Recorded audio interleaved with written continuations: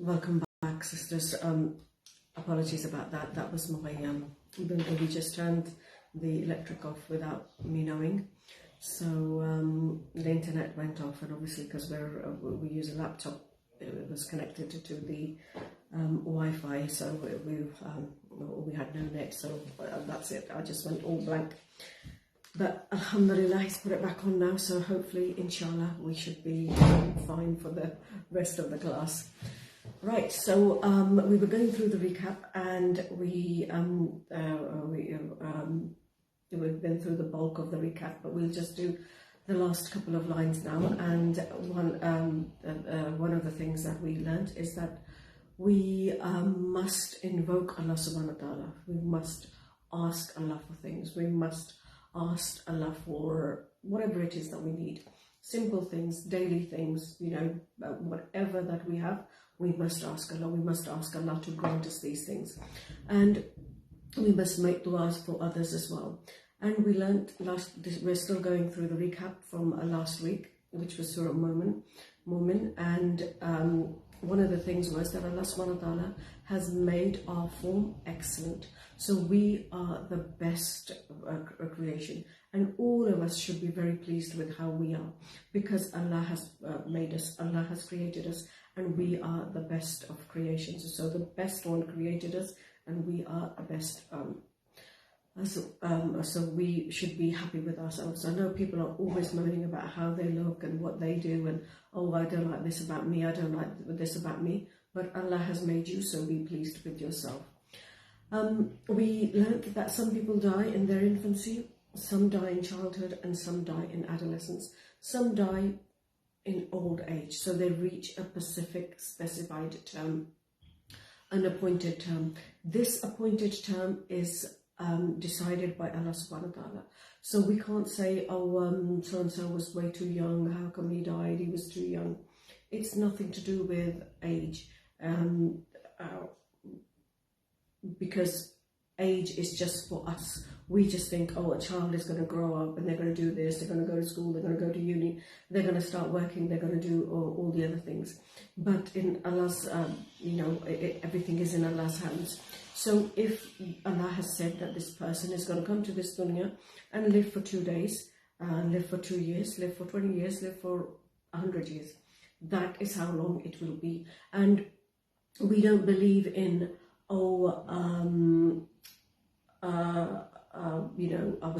they were just in the wrong place at the wrong time and they died, they were in a car crash or whatever it was. That event was meant to happen. That event would take place regardless of where this person was. That person would be driven to go to the place where his death was to meet him. So we must never think that, had we got to such and such a place, had we not got to such and such a place, had we done this, had we done the other, so-and-so would have lived. Their specified term, they will live, regardless of, how much danger they face, they will live. And when it's that, when Allah has decided that this is it, no more for them, then they will leave this dunya, and they will leave dunya under the circumstances that Allah has ordained for them. So some people die in their sleep, and some people die in other causes of the dunya. And we may not sort of like see, well, how can this happen, or how can this happen? It happens because it's the will of Allah subhanahu wa ta'ala. It's Qadr Allah. Now we move on to this week's lesson. It's Surah Fussilat. They are explained in detail. So this is the meaning of Surah Fussilat. Surah Fussilat is the 41st surah of the Quran. In the name of Allah, the most gracious, the most merciful. Ha-Mim. These letters are one of the miracles of the Quran, and none but Allah alone knows their meaning. A revelation from the most gracious, the most merciful. So if we look at last week and this week, you will notice, and other weeks that we have done in the past, and other weeks that will come that we will do, you will notice that a lot of the Quran, the surahs begin like this. The fact that the Quran is a revelation from Allah subhanahu wa ta'ala, and then they mention certain attributes and names of Allah subhanahu wa ta'ala. It's as if though at the beginning of every surah we're being reminded, do you know whose speech this is? realize that this book is a sacred book. It is a divine book, and this is absolute truth. So we're reminded again and again that don't take this book lightly. Don't just think, oh, it's just a book. It's from the Almighty. It's from Allah subhanahu wa ta'ala. So don't take it lightly. Ayah number 3, a book thereof, the verses are explained in details, a Quran in Arabic for people who know. Give glad tidings and warning, but most of them turn away, so they hear not. And they say, our hearts are under covering, screened from that to which you invite us, and in our ears is deafness, and between us and you is the screen. So work you on your way. Verily, we are working on our way. So meaning our hearts are full. We already know what we need to know. We already, have everything. We don't need the Quran. We don't need to learn any of this. We don't have time for it. And in their ears is deafness. So they hear it, but they're not, it's not registering. They're listening, but it's not going in. So what they're saying is that the Quran is too difficult for us to listen to. It's confusing, and between you and us, there is a partition. So they're speaking to the Prophet saying, between you and us, there's a partition. There's a barrier, there's a veil. So we don't know what you're saying. We can't understand what you're saying. So they are just showing arrogance. Say, O Muhammad sallallahu alayhi wa sallam, I am only a human being like you. It is revealed to me that your God is one God. Therefore, take the straight path to him and obedience to him, and seek forgiveness of him, and woe to the mushrikun. So that the straight course to Allah subhanahu wa ta'ala is seeking forgiveness from Allah subhanahu wa ta'ala. And in this ayah number 6, there's two things that are mentioned. There is the istiqamah and the istighfar. The istiqamah is to become obedient to Allah subhanahu wa ta'ala and be firm in that obedience, and to seek the forgiveness from Allah. And these two things, they lead to contentment and security. Because when a person is firm in their obedience to Allah, then Allah will save them from any trouble, any difficulty in the next life.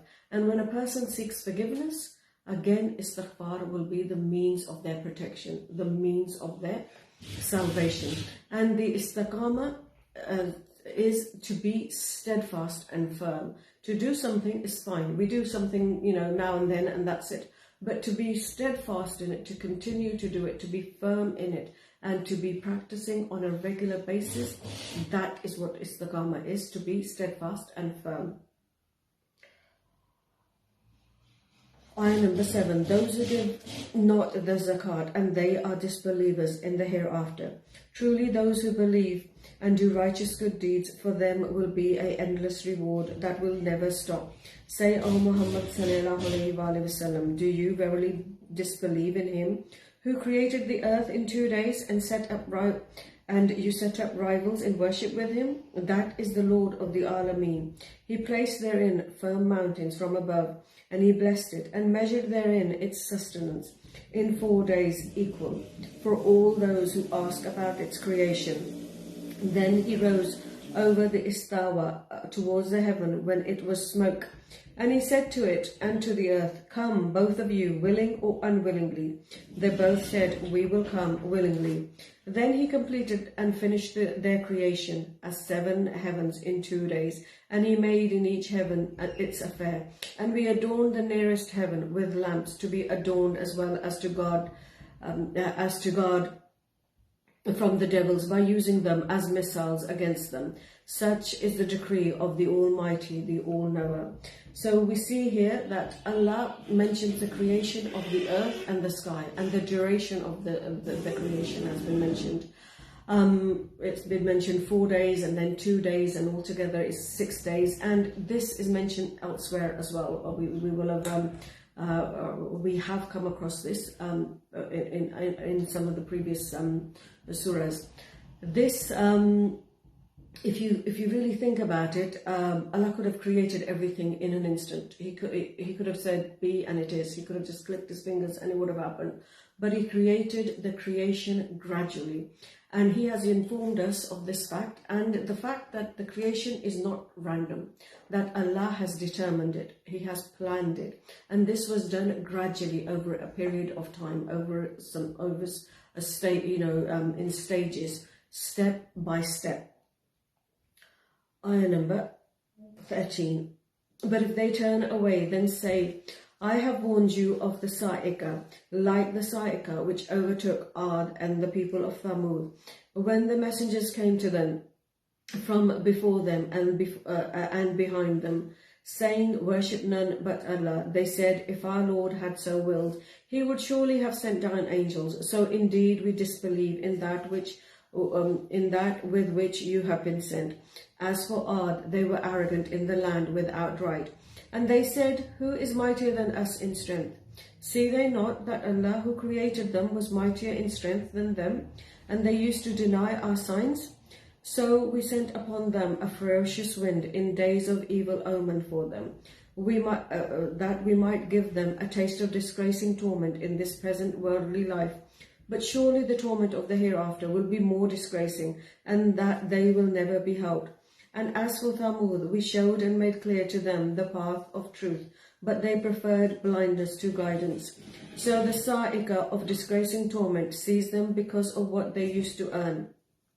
And we saved those who believed and used to fear Allah, keep their duty to Him and avoid evil, and remember the day that the enemies of Allah will be gathered to the fire and they will be driven, former ones being withheld till their later ones will join them. Till then they reach the hellfire. Their hearing, their eyes and their skins will testify against them as to what they used to do. And they will say to their skins, why do you testify against us? They will say, Allah has caused us to speak, as He caused all things to speak, and He created you the first time, and to Him you are made to return. And you have been hiding yourselves in the world, lest your ears and your eyes and your skins should testify against you. But you thought that Allah knew not much of what you were doing. So here, specifically, it is mentioned that the people will enter hell, and they will enter hell because their body parts will speak against them. And it is mentioned here, the hearing, the vision, and the skin. And the reason that these three things are mentioned is because most of what we commit is with these things, and we listen to things which are inappropriate. We look at things which are inappropriate, and then with our skin we touch these things. And on the day of judgment, they will be bearing witness against us. They will testify against us. And these verses, they make it very clear that the body does not belong to us. It belongs to Allah subhanahu wa ta'ala. So it is what we usually say, it's my body, my choice. No, it belongs to Allah subhanahu wa ta'ala. And the authority that we have over it, or the liberty that we have over it, this is with the permission of Allah. And this is by Allah's permission. And Allah can take it away at any time. So anytime Allah wants, Allah can take that away from us, and the body will speak against us if it should, on the day of Qiyamah, when it is given the chance to speak. Ayah number 23. And that thought of yours which you thought about your Lord has brought you to destruction, and you have become this day of those utterly lost. Then if they bear the torment patiently, then the fire is the home for them. And if they seek to please Allah, yet they are not of those who will ever be allowed to please Allah. And we have assigned for them devils, intimate companions, in this world, who have made fair seeming to them what was before them, the evil deeds which they were doing in the present life, and the disbelief in the reckoning and the resurrection, and what was behind them, and the word is justified against them, as it was justified against those who were amongst the previous generations of jinn and men that had passed away before them. Indeed, they were all losers. So meaning that of the sins, there are sins which are behind us now. So we have already committed them and they are now behind us. And there are sins that are in front of us. So there are things that we are still engrossed in, which are sinful. So those are sins. Those sins are, in front of us. So we're currently taking part in those. And there are certain companions and friends who make sins attractive to us as well. So you see, some enemies actually come in the form of friends. They encourage you to, and they praise you, and when you do something wrong, instead of stopping you, they will encourage you. They will say, yes, that's right, I'm glad you're doing that, you really need to stand up for yourself. And they will encourage you to do bad things. And yet, when you want to do something good, they will get in the way, or they will say, oh, no, don't do that yet, what's the point? No, don't do that. And a very small example is, if you want to go to the Quran class, it's like, oh, would you want to go to the Quran class? Well, we've got a copy at home, we'll read it together later. And that later never comes. Or if you're car sharing and you're going somewhere good to the masjid or a class or something, and when it's their turn, oh, they don't want to go, and then you don't go because you haven't already prepared. So it's they hold you back in doing the good. So those friends, in fact, are not actually friends. And we generally don't like people who point out our mistakes to us. But in fact, sometimes it's necessary that people do point out our mistakes. They are the real friends. They are the people that show us the mirror. So they are the friends that are telling us that, look, okay, whatever is happening, but I do feel that you went that one step too far. And if someone honestly tells you this, then they are the ones that are sincere to you. And if they're just going along with what you say and going along with everything that you've done and everything is good, then necessarily, that's not necessarily good friendship. And with these companions, they are jinn and they are men as well. Because with every person there is also a shaitan who is attached to us and who is constantly urging you to commit sin, urging you to do the bad. So whenever you have a thought that, oh, I want to do this or want to do that, and you know for a fact that that is not a good thing to do, then know that that is from your shaitan companion. And those who disbelieve, ayah number 26, and those who disbelieve say, listen not to the Quran and make noise in the midst of it, that you, in the midst of its recitation, that you may overcome.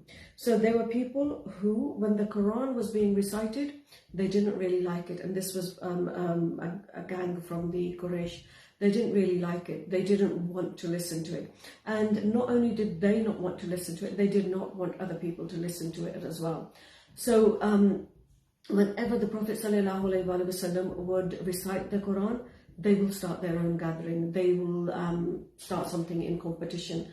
They will start singing their songs, or they would start on their poetry, or they would just make strange noises, or they would clap their hands, they would whistle and just basically make lots of noise so the Quran is not heard. And they would talk over the recitation so the people would not be able to understand what the Quran is saying, and instead would start listening to them. So remember that it's not the way of the believer that when the Quran is recited, they start making a noise, or they start talking, or they start gossiping. So we have been told, we've done these ayahs in the past, that where we have been told that when the Quran is recited, then you must remain quiet, you must remain silent and listen attentively, so that you receive the mercy of Allah subhanahu wa ta'ala. So when the Quran is recited, then listen to it quietly. Ayah number 27. But surely we shall cause those who disbelieve to taste a severe torment, and certainly we shall requite them the worst of what they used to do. That is the recompense of the enemies of Allah, the fire. Therein will be for them the eternal home, a deserving recompense for what they used to deny our signs. And those who disbelieve will say, our Lord, show us those amongst jinn and men who led us astray, and we may crush them under our feet, so that they become the lowest. Verily, those who say, Our Lord is Allah alone, and then they stand firm, and on them angels will descend at the time of their death, saying, Fear not, nor grieve, but receive the glad tidings of paradise which you have been promised. So they become the people that believe. They worshipped Allah subhanahu wa ta'ala sincerely, and they worshipped Allah subhanahu wa ta'ala sincerely, and when they pass away, the angels come to take their souls, and the angels tell them that, you were good people. We are now descending to take you with us. We are descending to take you to another place. So fear not and don't grieve. Don't be scared. Don't be frightened, and come with us. We are giving you the good news. So the good news of paradise which you were promised. So they are kindly speaking to them whilst they are taking their soul, while they are taking them away from this dunya. Ayah number 31. And we have been your friends in this life. We have been your friends in the life of this world, and are so in the hereafter. Therein you shall have all that your inner self desires, and therein you shall have all for which you ask.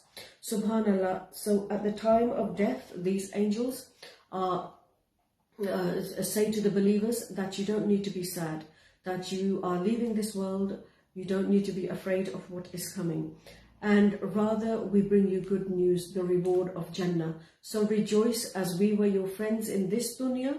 And now we are here to meet you.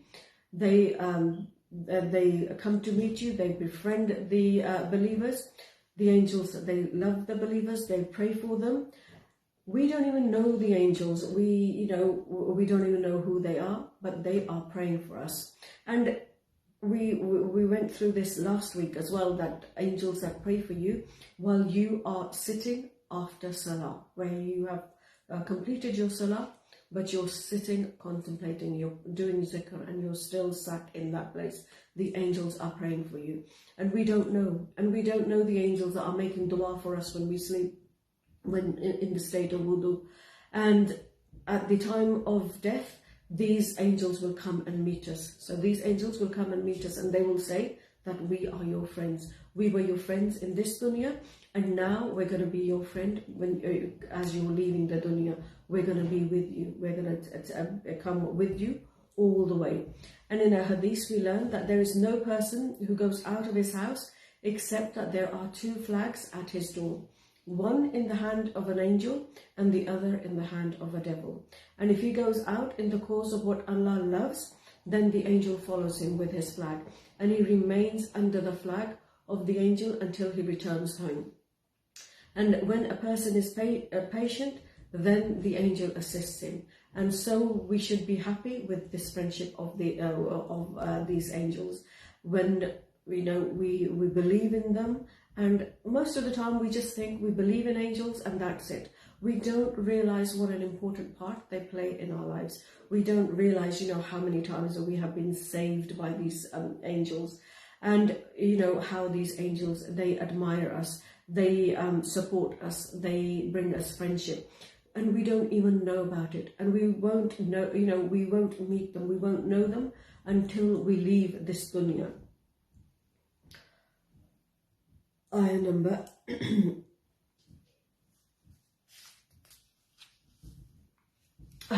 32. An entertainment from Allah, the oft-forgiving, most merciful.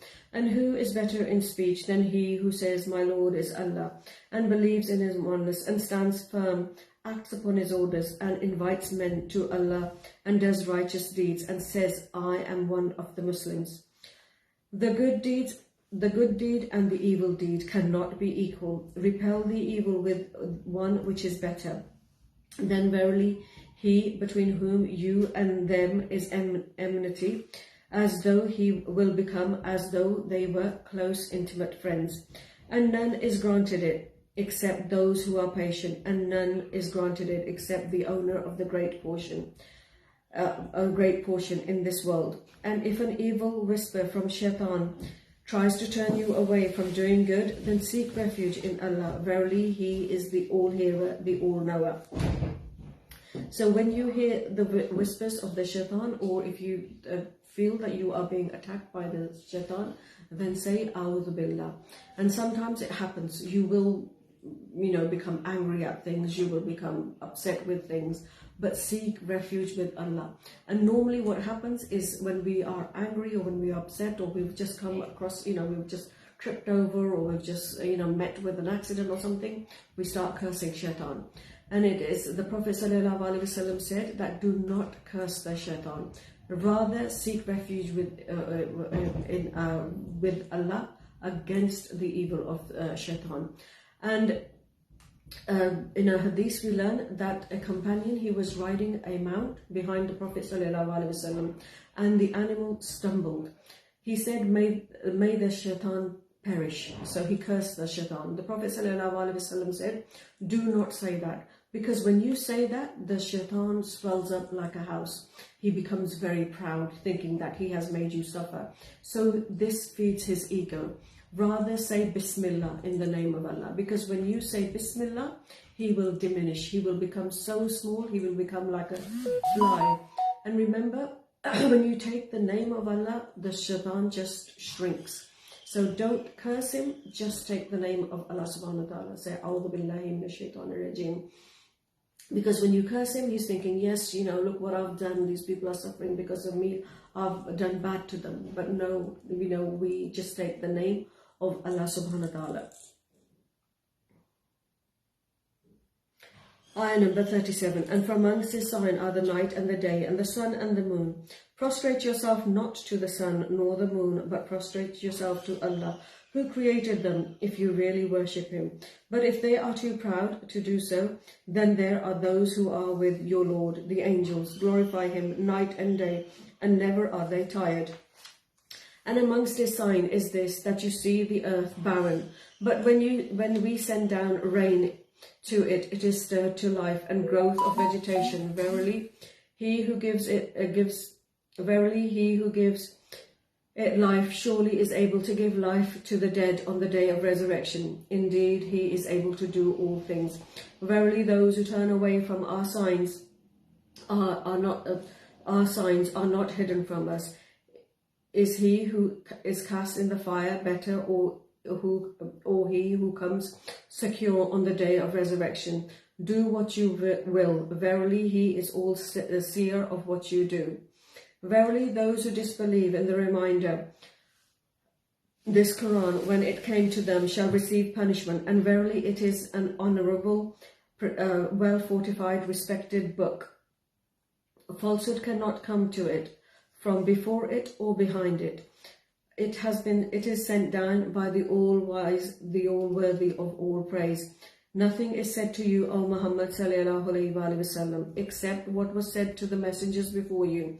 Verily, your Lord is the possessor of forgiveness and the possessor of painful punishment. And if we had sent this as a Quran in a foreign language other than Arabic, they would have said, why are not its verses explained in detail in our language? What, a book not in Arabic and the messenger is Arab? Say it is for those who believe, a guide and a healing. And as for those who disbelieve, there is heaviness in their ears, and in this is blindness for them. They are those who are called from a place far away, so they neither listen nor understand.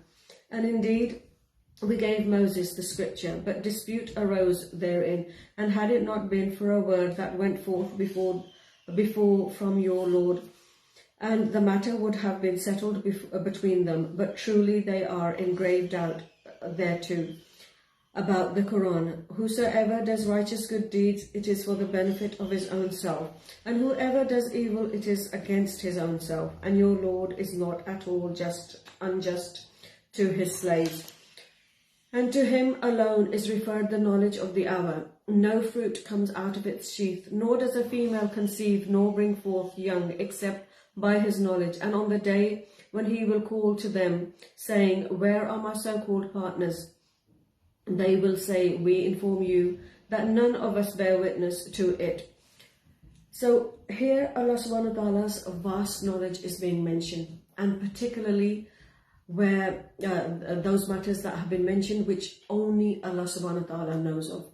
And the first of those matters is the knowledge of the hour, which no prophet, no angel, no one was given the details of this.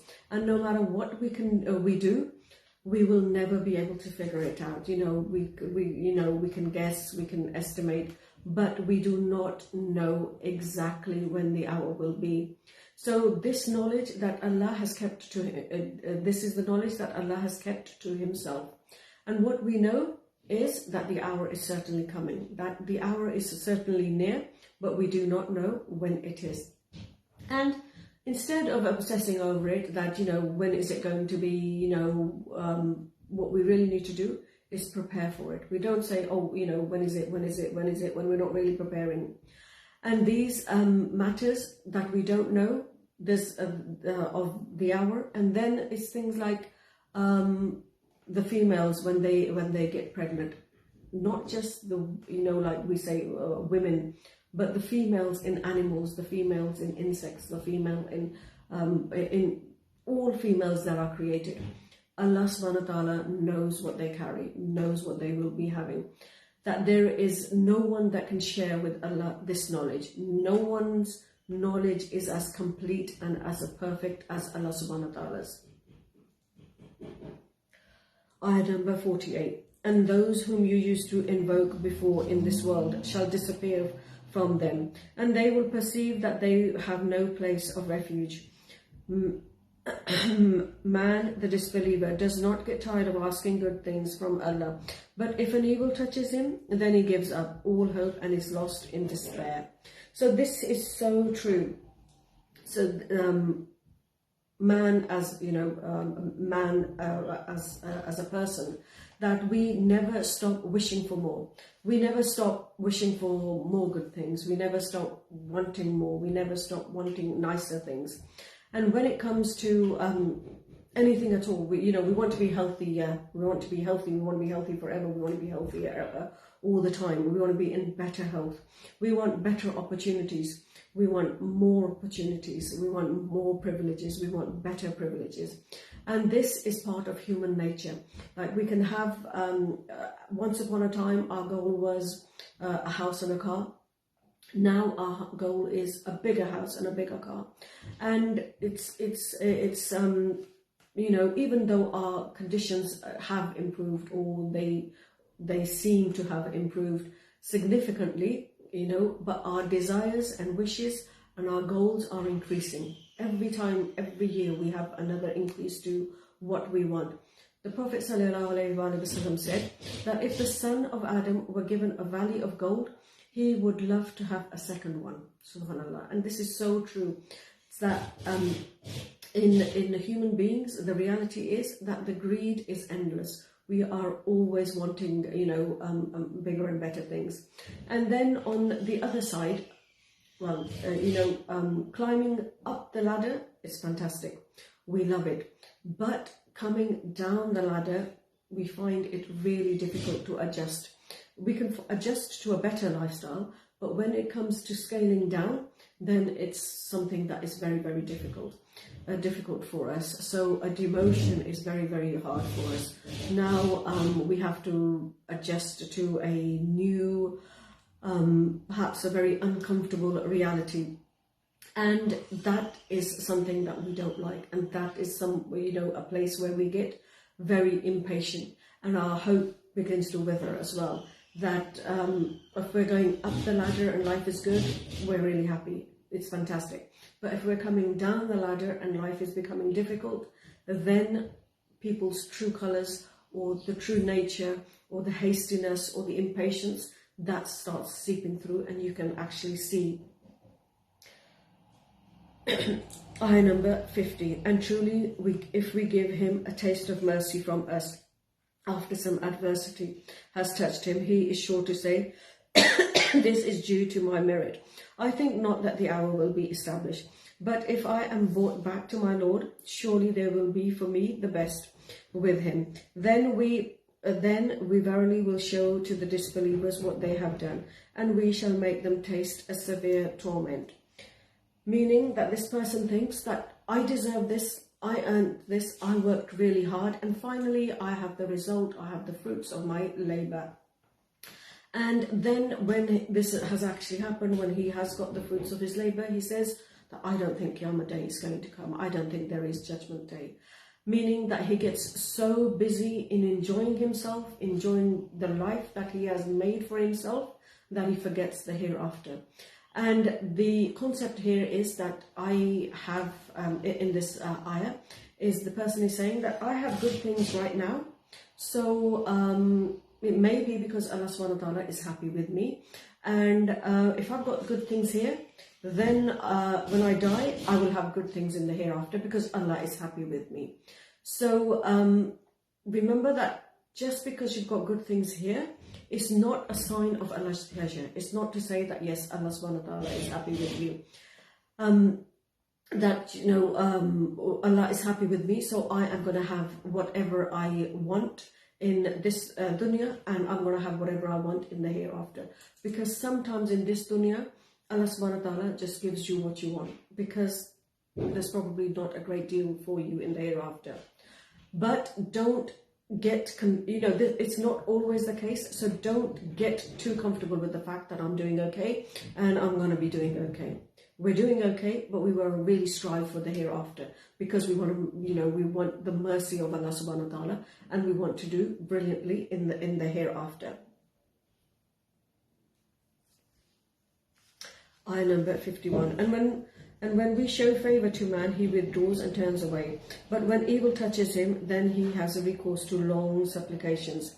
Say, tell me, if the Quran is from Allah and you disbelieve in it, who is more astray than one who is in opposition far away? We will show them our signs in the universe and in their own selves until it becomes manifest to them that this Quran is the truth. It is not sufficient in regard to your Lord that he is a witness over all. Is it not sufficient in regard to your Lord that he is a witness over all things? So we don't need the science to prove the truthfulness of the Quran to us. We, don't need life experiences to teach us that the Quran is truth.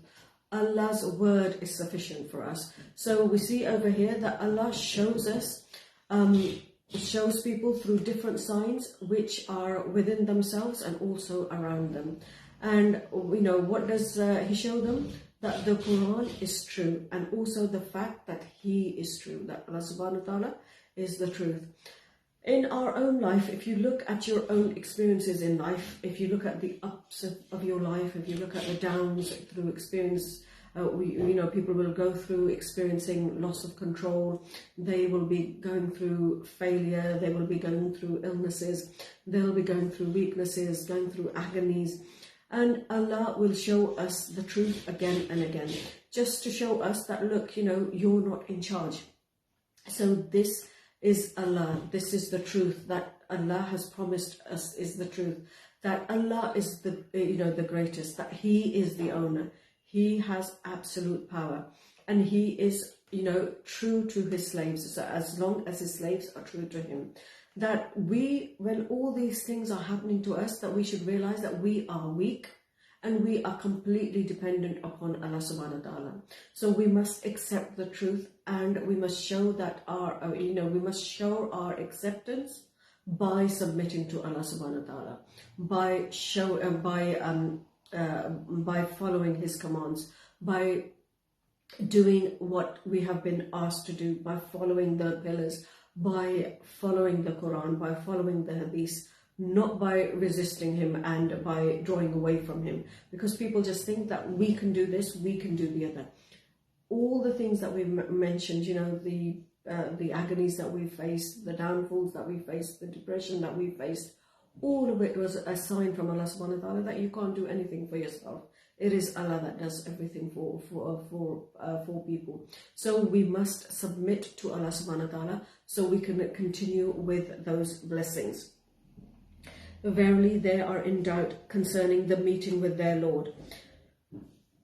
Verily it is verily they are in doubt concerning the meeting with their Lord, resurrection after their death, and their return to their Lord. Verily he it is who is surrounding all things.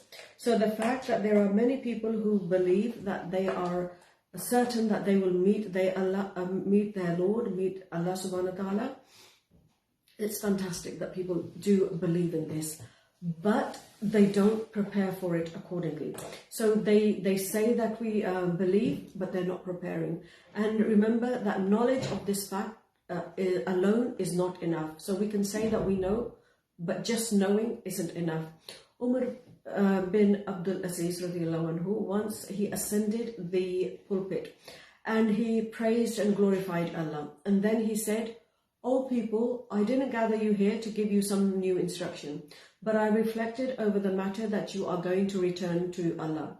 And I have realized the one who believes in this return is foolish, and the one who denies it is going to be ruined."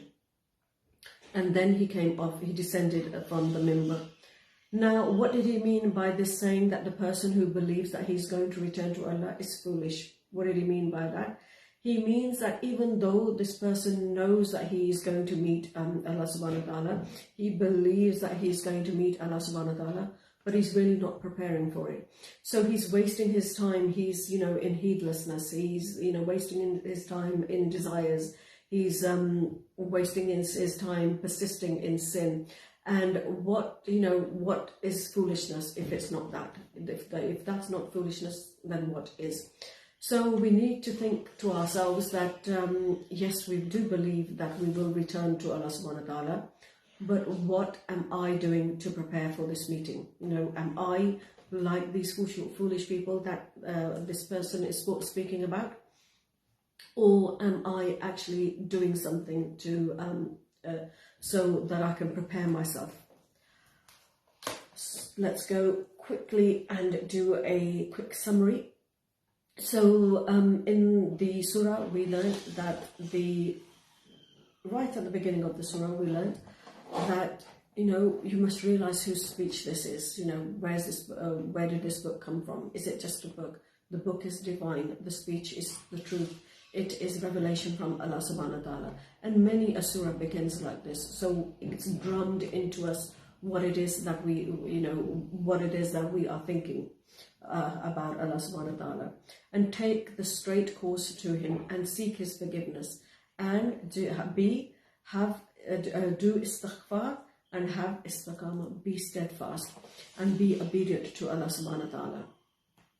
People's skins, their eyes will testify against them, and we won't want that to happen because we think that these things belong to us, and why are they going against us? But these things will be given a tongue and they will speak. Just as we can speak, they will be able to speak. And when the Quran is recited, we must remain silent and we must listen to it attentively, so we receive the mercy of Allah subhanahu wa ta'ala.